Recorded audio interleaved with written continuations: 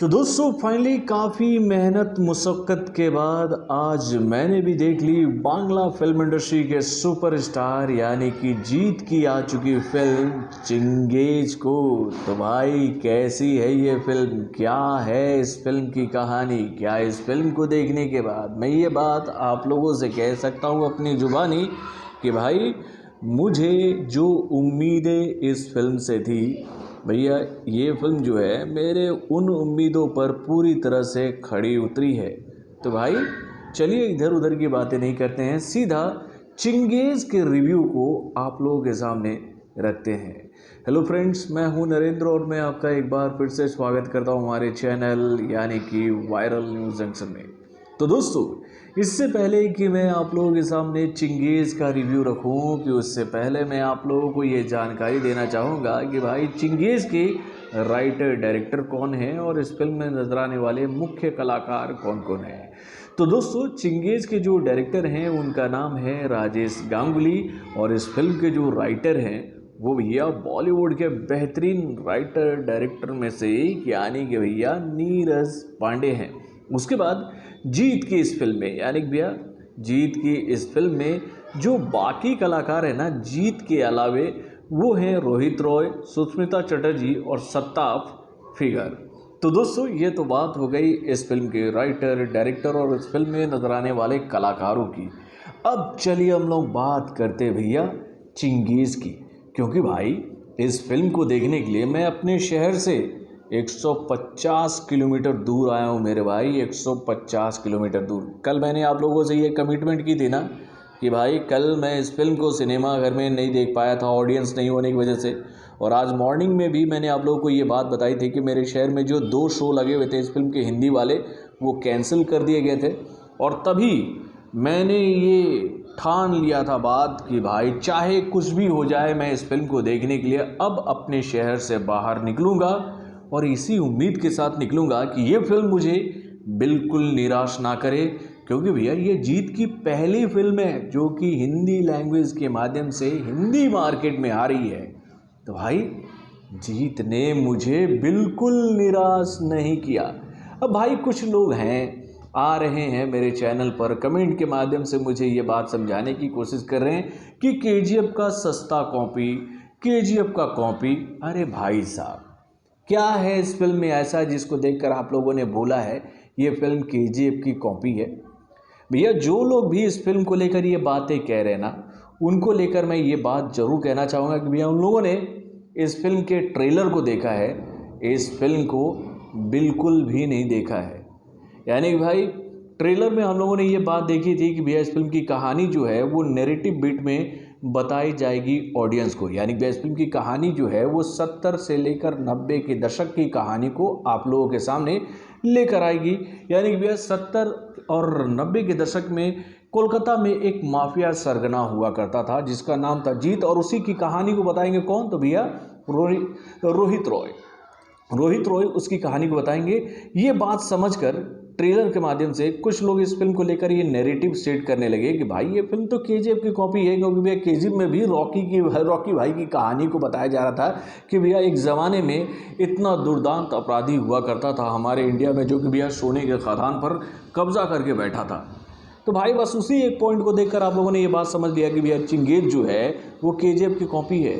तो भाई ऐसा समझने वालों पहले इस फिल्म को जाकर सिनेमा घर में देख लो, क्योंकि भैया इस फिल्म को देखने के बाद मुझे आज एक बात समझ में आई और ये बात मैं पहले से जानता हूँ मेरे भाई कि देखिए आपके पास बहुत बड़े बड़े ड्रीम है, आपका क्रिएशन लेवल जो है वो आउट ऑफ द बॉक्स है, आपका थिंकिंग लेवल जो है वो ज़बरदस्त है, और इन सभी चीज़ों को इम्प्लीमेंट करने के लिए आपके पास अकूत संपत्ति यानी कि भैया आप एक फिल्म को बनाने के लिए जितना बजट चाहते हो उससे ज़्यादा बजट आपके पास होगा तो आपको किसी फिल्म को बनाने में कोई दिक्कत नहीं होगी ना। लेकिन भाई इस फिल्म के साथ ऐसा नहीं था। यानी कि भैया इस फिल्म के डायरेक्टर, इस फिल्म के राइटर इस फिल्म को लेकर जो कहानी सोच रहे थे भैया वो कहानी तो थी बहुत ही ज़बरदस्त, लेकिन भैया उस कहानी को इम्प्लीमेंट करने के लिए इन लोगों के पास बहुत ही कम रिसोर्सेज थे, बहुत ही कम बजट था। और भैया इतने कम बजट में अपने ड्रीम को, अपने सपने को, अपने क्रिएशन को अगर कोई इतनी बेहतरीन तरीके से भैया लोगों के सामने प्रेजेंट करने में कामयाब होता है तो उसकी तो तारीफ करना बनता है ना मेरे भाई। तो भैया यहाँ पर मैं सल्यूट करना चाहूँगा इस फिल्म के डायरेक्टर को, यानी कि भैया राजेश गांगुली को, जिन्होंने भाई एक बहुत ही बेहतरीन फिल्म इतने कम बजट में हमें बनाकर दिखा दी मेरे भाई। दोस्तों जैसा मैंने आपको बताया कि इस फिल्म की कहानी जो है वो 70 से लेके 90 के दशक के इर्द गिर्द घूमती नजर आएगी।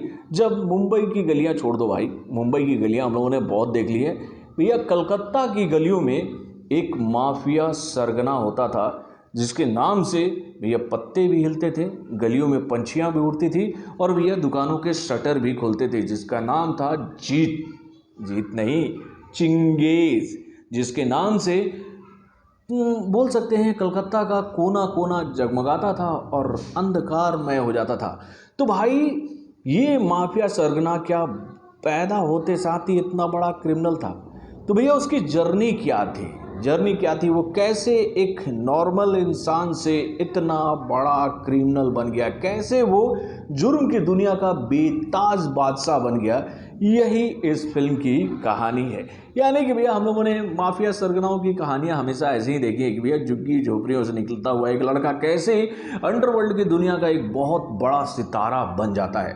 तो कहानी का प्लॉट यही है, लेकिन इस फिल्म में जो सबसे ख़ास बात यह है कि भाई एक नॉर्मल सी कहानी को आप कितनी बेहतरीन तरीके से ट्रीट करके ऑडियंस के सामने बेहतरीन ट्रीटमेंट के माध्यम से लेकर आते हो। क्योंकि भैया मेरा मानना यही होता है फिल्मों को लेकर कि भाई आपके पास फिल्म की कहानी चाहे जो कुछ भी हो, लेकिन आप उसको प्रेजेंट कैसे करते हो, उसका ट्रीटमेंट आप कैसे करते हो, उसका एग्जीक्यूशन आप कैसे करते हो, उसका नाट्य रूपांतरण आप कैसे तैयार करते हो और कैसे आप इन सभी चीज़ों को एक जगह क्लब करके एक बेहतरीन फिल्म ऑडियंस के सामने रखते हो, यही खास बात होती है भैया डायरेक्शन में। और भाई इस फिल्म में वो सारी बातें हैं मेरे भाई, वो सारी बातें हैं।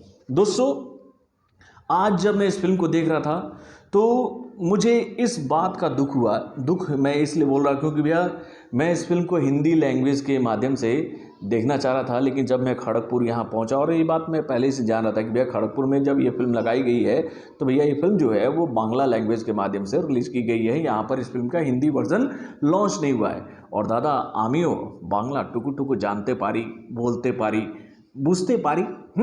तो भैया थोड़ा थोड़ा बांग्ला मुझे आता है, तो मैंने सोचा कि भाई चलो हिंदी में ना सही बांग्ला में ही इस फिल्म को देख लेते हैं। और भाई बांग्ला में भी दारुण दारुण दादा, दारुण दारुण डायलॉग, दारुण डायरेक्शन, दारुण एग्जीक्यूशन, भैया हर चीज़ इतना शानदार कि भैया इस फिल्म ने मेरा दिल टोटली जीत लिया। Direction out of the box, उसके बाद बीजीएम ज़बरदस्त, गाने तो भैया शानदार थे ही। उसके बाद इस फिल्म में नजर आने वाले जितने भी कलाकार हैं सब ने बहुत ही बेहतरीन काम किया है मेरे भाई, सब ने बहुत ही बेहतरीन।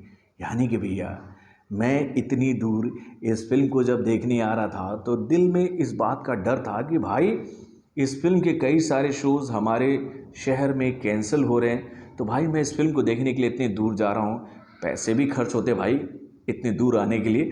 तो भैया मैं यही सोच कर आ रहा था कि भाई चाहे कुछ भी हो फिल्म अच्छी होनी चाहिए। और भाई ये फिल्म मेरी नज़रों में चढ़ चुका है। और इस फिल्म को लेकर मैं आप लोगों से ये बात ज़रूर कहूँगा कि भैया इस फिल्म को जिस तरह की बहुत पब्लिसिटी मिल रही ना, आने वाले दिनों में आप देखिएगा ये फिल्म बॉक्स ऑफिस पर चढ़ेगी भी और इस फिल्म को देखने के लिए ऑडियंस सिनेमाघर तक पहुँचेगी भी।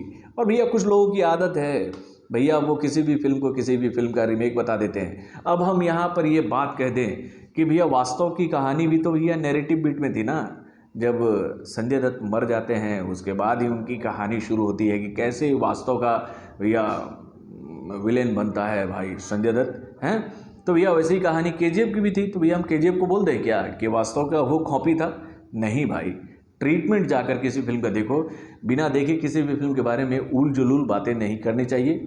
और कल एक दो लोगों ने मुझसे ये बात कही थी कि ये खाली ऐसी ऐसी बातें करता है, ये जाएगा नहीं देखने के लिए। बाबू साहब मैं आया हूँ खड़गपुर इस फिल्म को देखने के लिए और इस फिल्म को मैंने देख लिया है।